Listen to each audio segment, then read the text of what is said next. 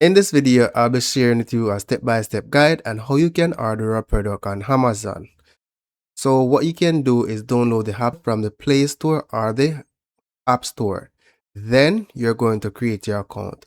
Once you create your account, at the top of the screen, you can search for the product you want. Let's say kettle. Now a list of kettle will be shown to you from different prices to different types. Once you identify the one of your choice, go ahead and select add to cart. Then once you're ready to check out and pay for your item, select the cart. Then select proceed to check out item.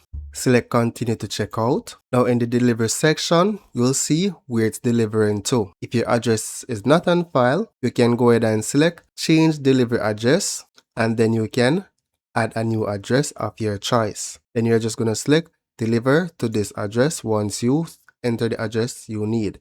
You'll also be required to provide your credit card or debit card number. So once you enter your debit or credit card number, you'll be able to pay for the item. Then just go ahead and select place order, and that's it.